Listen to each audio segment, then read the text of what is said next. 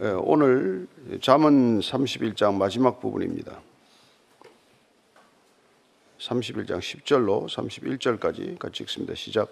누가 현숙한 여인을 찾아 얻겠느냐? 그의 값은 진주보다 더하니라. 그런 자의 남편의 마음은 그를 믿나니 산업이 핍절하지 아니하겠으며, 그런 자는 살아있는 동안에 그의 남편에게 선을 행하고 악을 행하지 아니하느니라.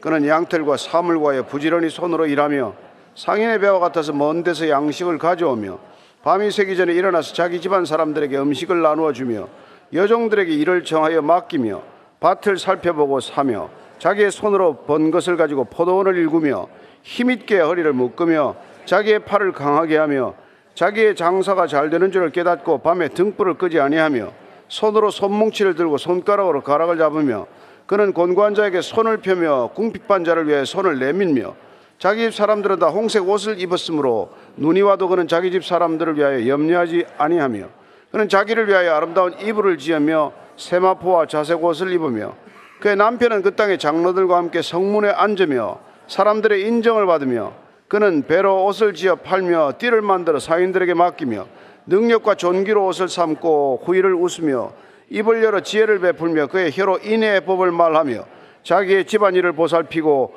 게을리 얻은 양식을 먹지 아니하나니 그의 자식들은 일어나 감사하며 그의 남편은 칭찬하기를 덕행이 있는 여자가 많으나 그대는 모든 여자보다 뛰어나다 하느니라. 고운 것도 거짓되고 아름다운 것도 헛되나 오직 여호와를 경외하는 여자는 칭찬을 받을 것이라. 그 손의 열매가 그에게로 돌아갈 것이요 그 행한 일로 말미암아 성문에서 칭찬을 받으리라. 아멘. 지혜서인이 잠언을 오늘 이렇게 마무리하면서 한번 돌아봐야 될 것은 지혜에 대한 분명한 어떤 그런 정의라고 할 수 있습니다.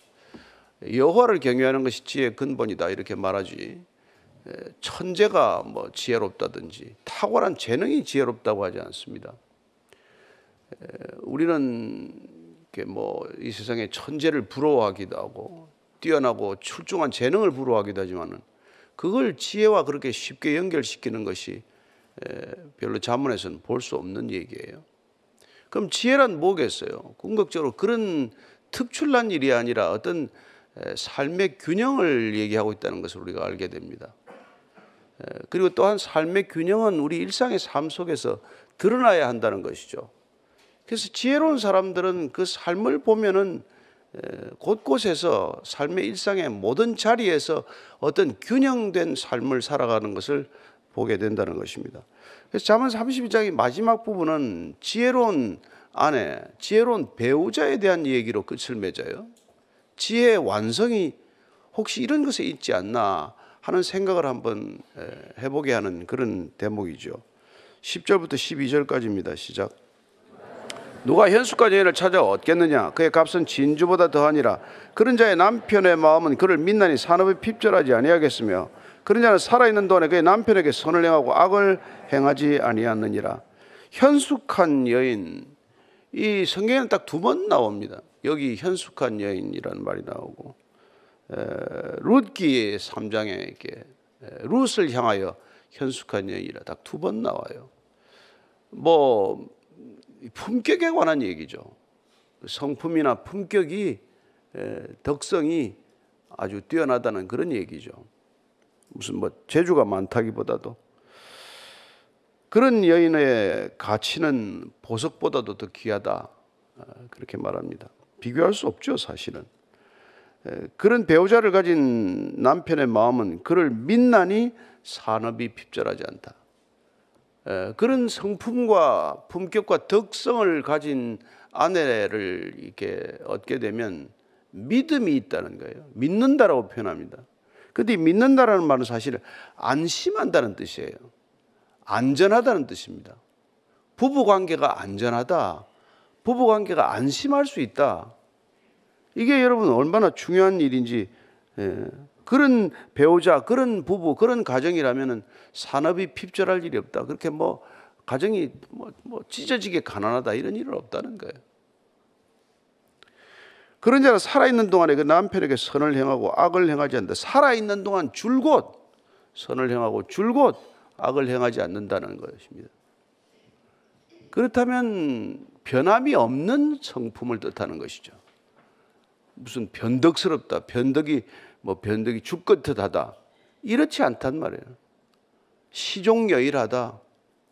예. 결혼할 때 보였던 그 성품, 덕성이 일생 동안 지속이 된다, 그런 얘기예요.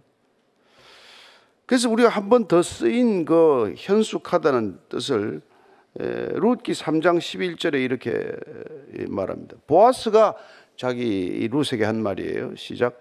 그리고 이제 내 딸아 두려워하지 말라. 내가 내 말대로 내게 다 행하리라. 내가 현숙한 여자인 줄을 나의 성읍 백성이 다 아느니라.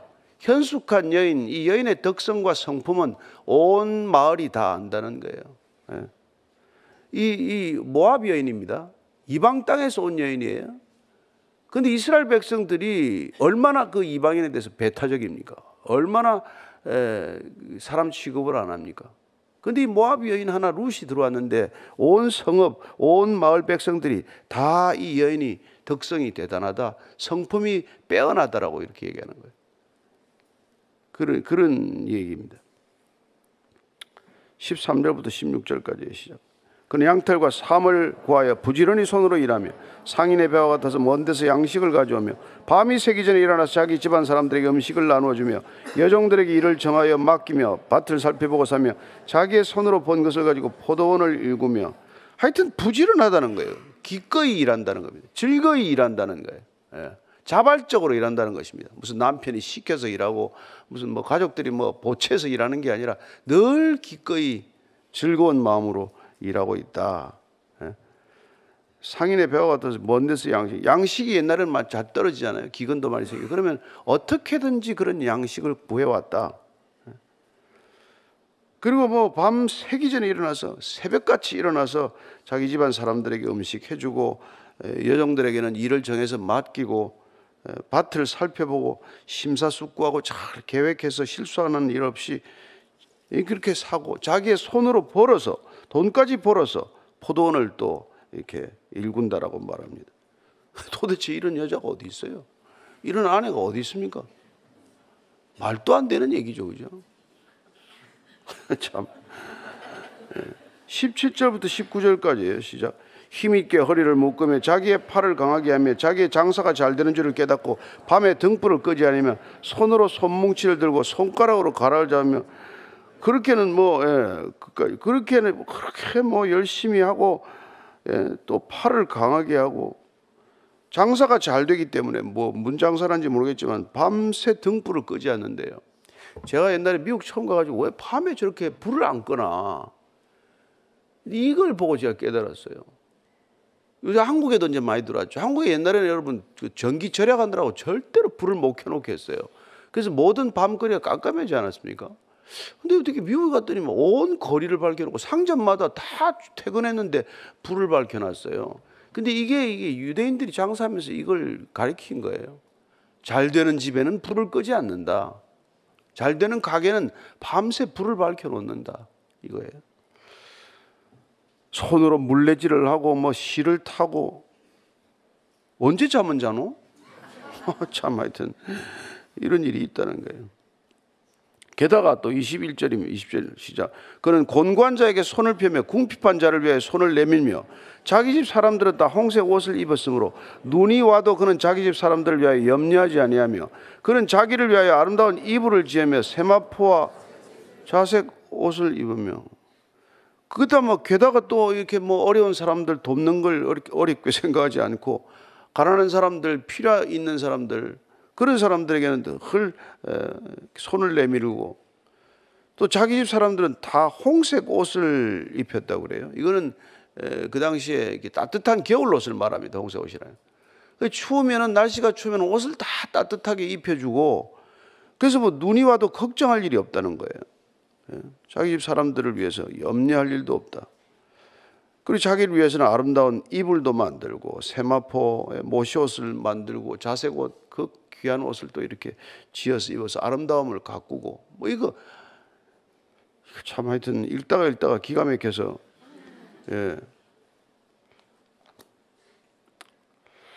그래서 사람들을 잘 다 돌본다는 거예요.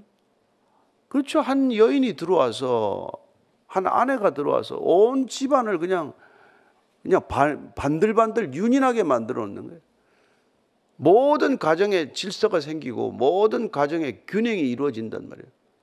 일을 안 합니까? 돈도 번대요. 돈도 번대.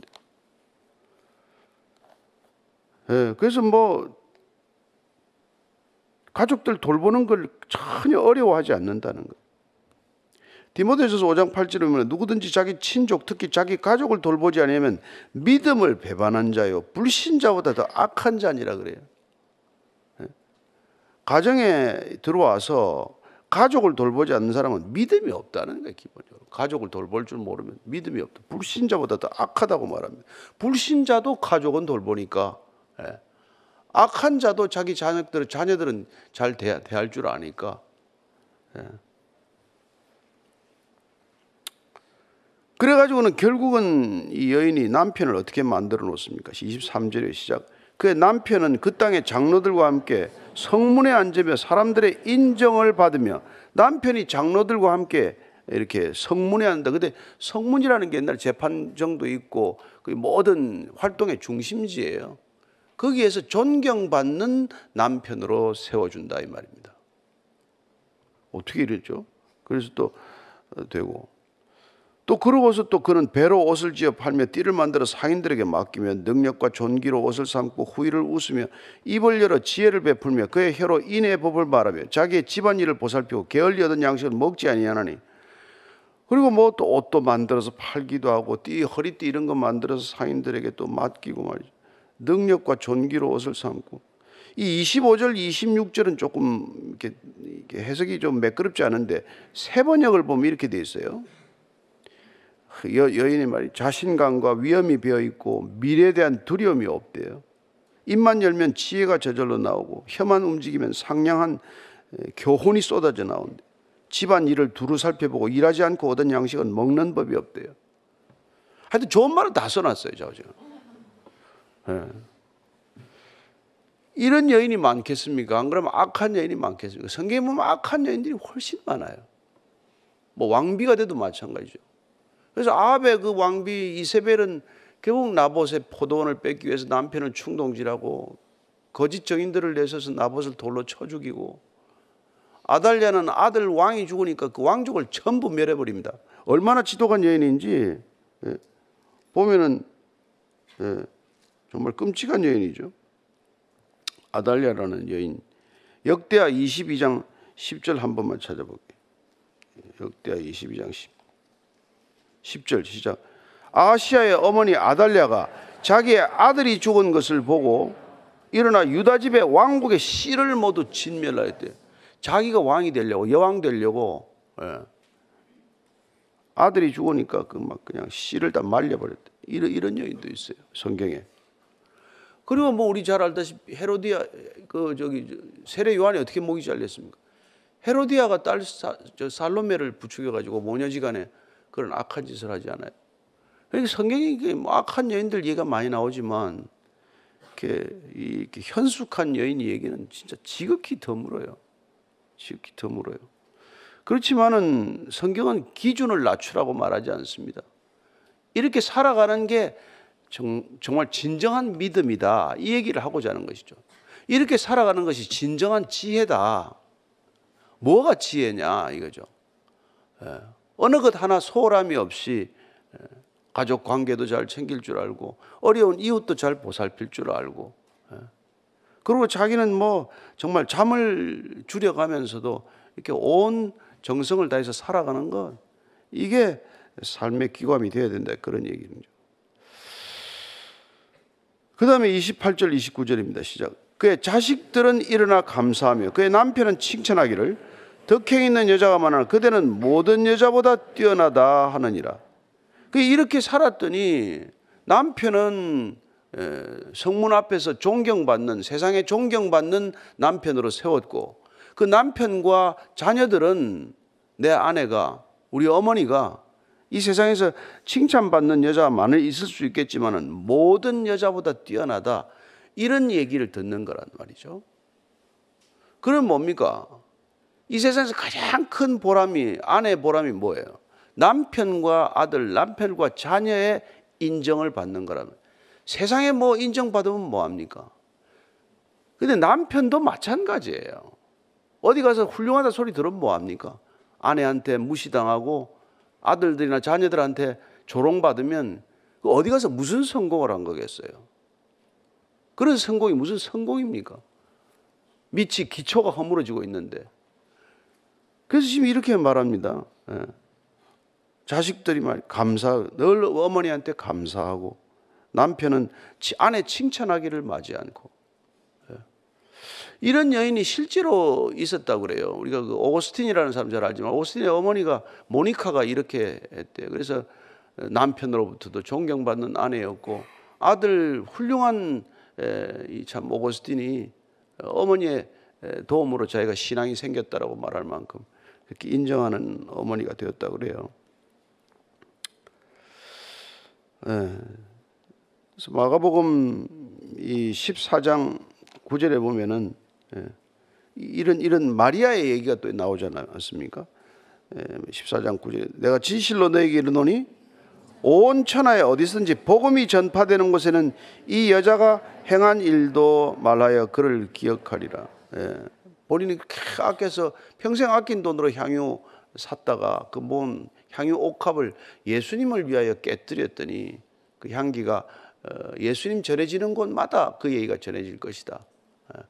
그래서 어떻게 돈을 모으고 어떻게 돈을 쓰는지에 대한 기준도 그렇게 분명하게 가르쳐 주셨죠. 그래서 결론이 이렇게 되는 것입니다. 30절 31절에 고운 것도 거짓되고 아름다운 것도 헛되나 오직 여호와를 경외하는 여자는 칭찬을 받을 것이라. 그 손의 열매가 그에게로 돌아갈 것이요 그 행한 일로 말미암아 성문에서 칭찬을 받으리라. 고운 것도 거짓되됩니다. 고운 것도 다 아무리 꾸며봐야 피부 한 꺼풀 아니에요. 피부 한 꺼풀. 피부 한 꺼풀의 깊이의 아름다움, 그건 거짓된 거라는 거예요. 아름다운 것도 헛되고, 근데 오직 여호와를 경외하는 여자는 칭찬을 받을 것이라. 그러니까 지혜서가 시작이 될 때 여호와를 경외하는 것이 지혜의 근본이라고 했는데, 그 여호와를 경외하는 여인이야말로 어떻게 보면 이 세상을 살아가면서 가장 우리가 감탄하고 감동해야 될 지혜의 완성과도 마찬가지네요. 끝이 지금 결론이 이렇게 나지 않습니까? 그럼 그렇게 살면은 그 열매가 다 결국은 그에게로 돌아갈 것이고 그 행한 일로 말미암아서 성문에서 칭찬을 받으리라. 우리나라도 이렇게 훌륭하게 산 여인들의 예의가 송덕비로 세워지듯이 전해지는 여인들 예의가 있죠. 그래서 어쨌건 오늘 이 가정을 일으킨 한 여인의 얘기가 이 세상을 일으키는 것에 바로 기초란 얘기를 해주고 있어요.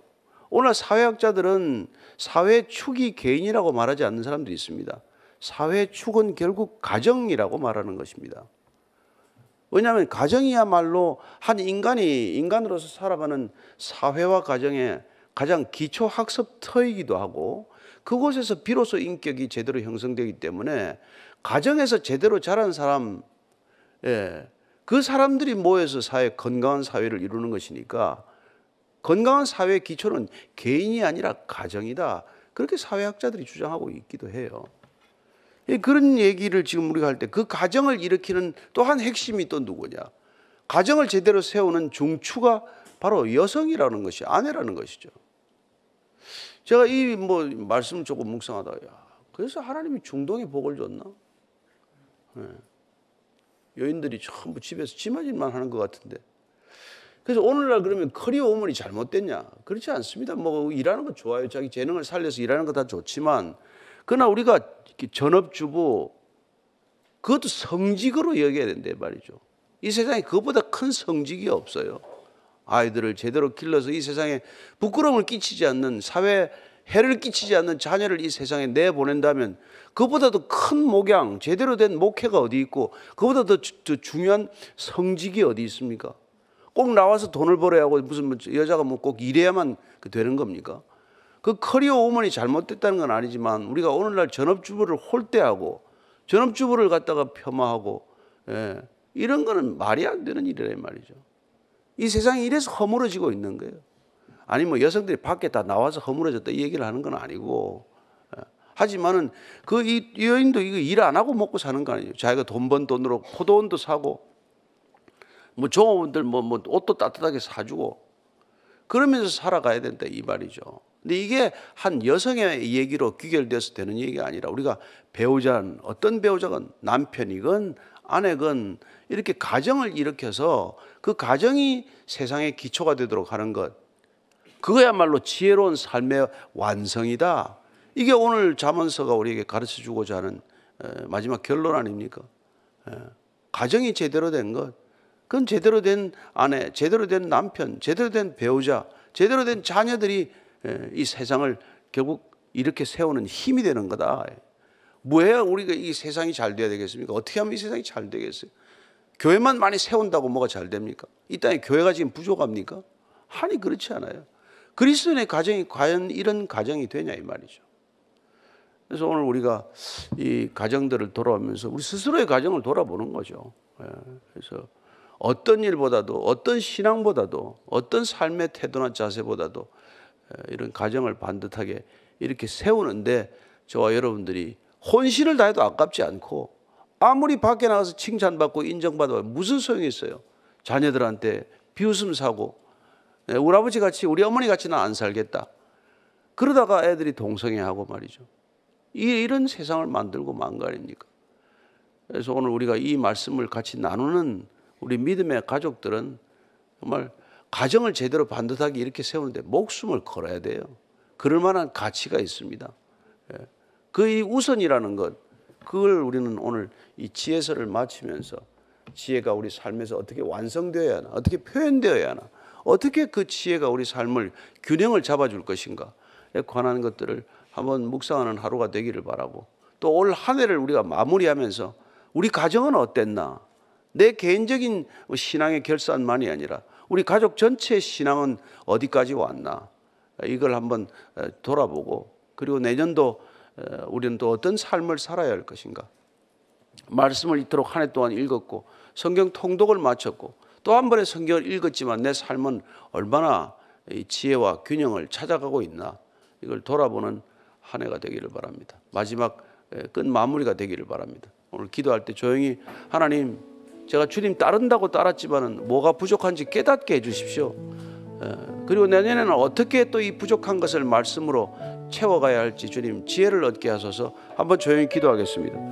하나님 아버지, 오늘 한 해도 주 안에서 이렇게 아름답게 지내왔습니다. 주님께서 한 걸음 한 걸음 말씀으로 인도해 주셨기에 따른다고 했지만, 그러나 주님 말씀 제대로 따르지 못했음을 저희들 잘 압니다. 주님, 때로는 저희들 자책했고, 때로는 부끄러워했고, 때로는 안타까워했지만 주님, 그러나 결론적으로 2023년은 이 끝자락에 왔습니다.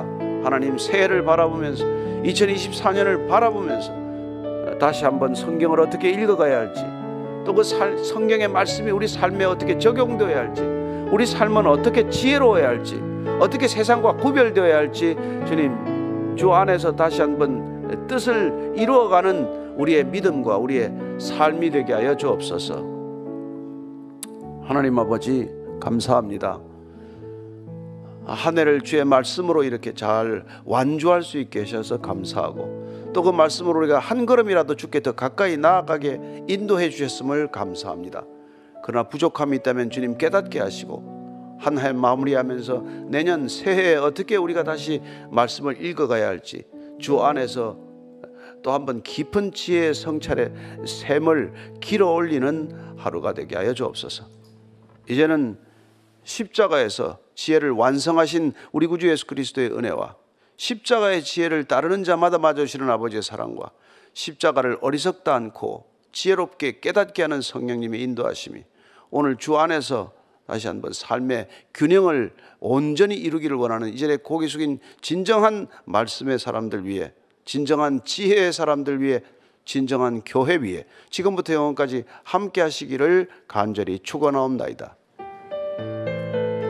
아멘.